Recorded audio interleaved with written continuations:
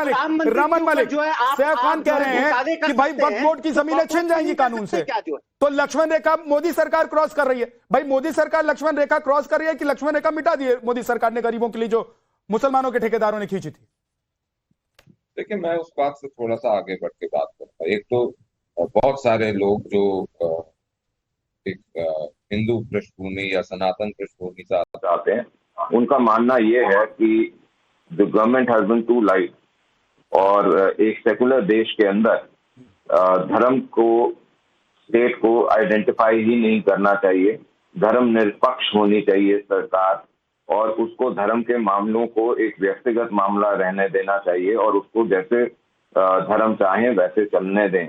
उसके बीच में उसको आइडेंटिफाई नहीं करना चाहिए कि माइनॉरिटी है मेजॉरिटी है, सिर्फ उसको सिटीजन को आइडेंटिफाई करना चाहिए। एक विषय। दूसरे विषय, आपके चैनल के माध्यम से मैं रिक्वेस्ट कर रहा हूं कि एक बार शोएब खान साहब ही एक आरटीआई लगा के ये पता कर लें कि 1947 से आज तक मंदिरों की कितनी जमीन सरकार ने ली है और कब कब और कहां ली है।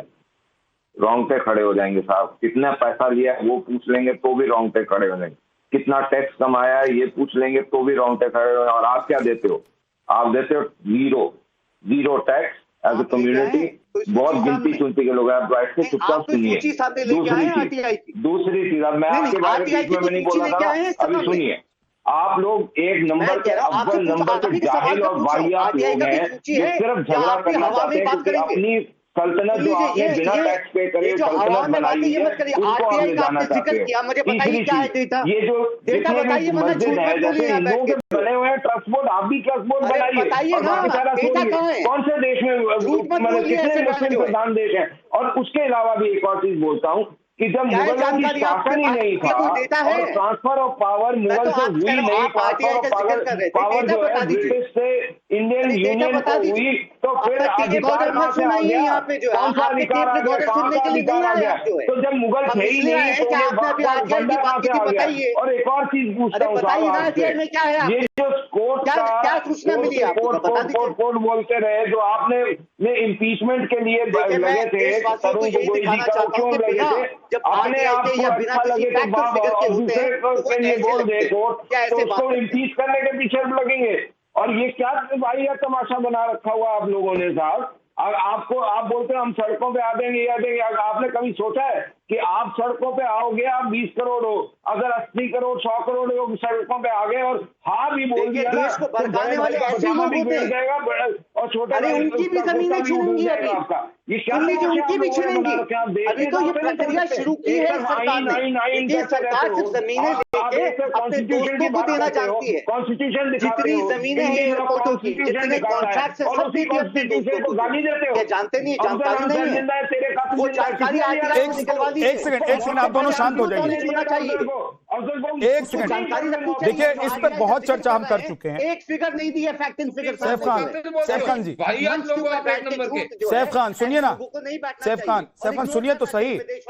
आपने कहा कि वक्फ की जमीन छिन जाएगी, मुसलमानों की जमीन छिन जाएगी। मैंने आपसे सवाल पूछा कि भाई कैसे छिन जाएगी, आप नहीं बता पाए। आप चले गए बाकी कौम और बाकी धर्म के लोगों की जमीन भी छिन जाएगी। मतलब मुसलमानों को तो भड़काएंगे ही भड़काएंगे, दूसरे कौम के लोगों को भी भड़काएंगे। भाई साहब, देश में आप लोग कराना क्या चाहते हैं? जैसे ट्रेनें गई हैं। हाफिज नूर अजहरी के पास मैं जा रहा हूं, आप लोग प्लीज शांत हो जाइए। 1 मिनट रुक जाइए। फैज खान भी बोलना चाह रहे हैं लेकिन एक बार हाफिज नूर अजहरी के पास नहीं जाऊंगा।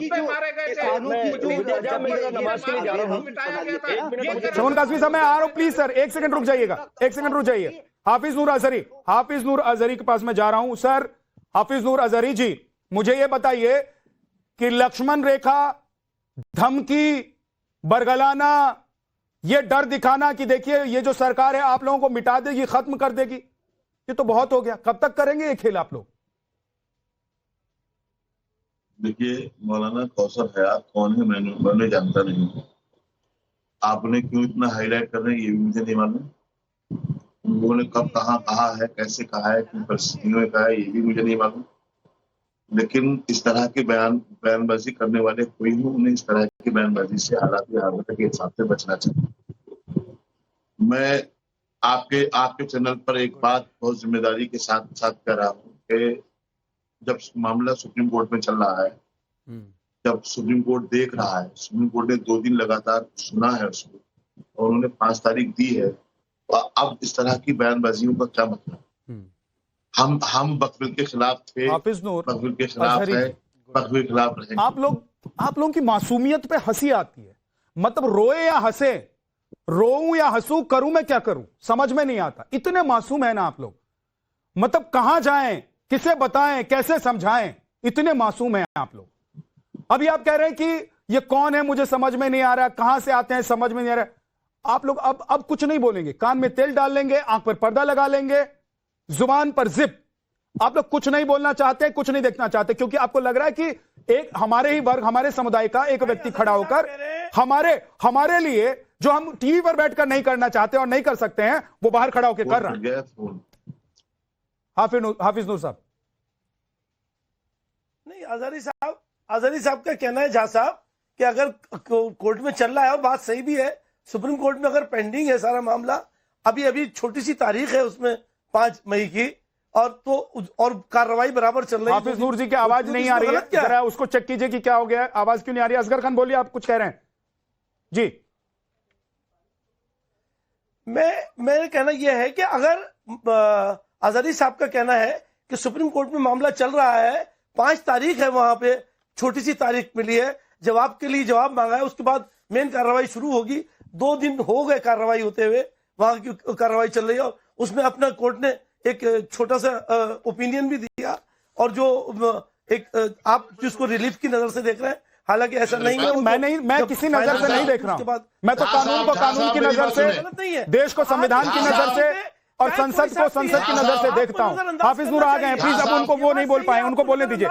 बस असगर साहब, मैं आऊंगा असगर खान आपके पास आऊंगा। हाफिज नूर अजहरी, आपका गुस्सा, आपके जहरीले अल्फाज, आपका ये बोलने का ढंग बता रहा है कि आप सिर्फ मुनाफिकों के साथ हैं। हमारे यहाँ कुरान में एक आयत है, इंदल मुनाफिकीन फिद्दरकिल अस्फली मिनन नार। मुनाफिक जहन्नम, हमारा अकीदा ही है, हम आप पे नहीं तोप रहे हैं। हमारा अकीदा ये है कि मुनाफिक कुरान पे सबसे निचले हिस्से में कुरान की आयत पढ़ के आपको सुनाऊं? आपने अभी जिस तरह से कहा, अब मैं बताऊं कि कुरान में और क्या लिखा है। आपकी मासूमियत, ये आप क्या कहना चाहते हो? क्या आप एंकरी कर रहे हो? आप कुरान के नाम पर क्या कहना चाहते हैं? आप कुरान के नाम पर देश के मुसलमानों को क्यों बरगला रहे हैं? अरे जिस मुसलमान को कुरान पढ़ना है वो कुरान पढ़ रहा है, उसको आपके कुरान की जरूरत नहीं है। हाफिज नूर अजहरी साहब, नफरत आप फैला रहे हो। कैसे फैला रहे हैं? नफरत मैं फैला रहा हूँ, नफरत वो फैला रहा है जो कह रहा है कि लक्ष्मण रेखा क्रॉस मत कीजिए, जो धमका रहा है कि सड़क पर उतर जाएंगे। 20-25 करोड़ मुसलमानों की धमकी दे रहा है। अरे आप जो एक अरब हिंदुओं को रोज मुसलमानों के खिलाफ उकसाते हो, भड़काते हो। अरे मुझे ये बता दीजिए हाफिज नूर, पहले आप बोलिए, बकवास कर लो। आप बोलिए, मैं आपको 1 मिनट का टाइम देता हूँ। बकवास कौन कर रहा है? सब देख रहे हैं।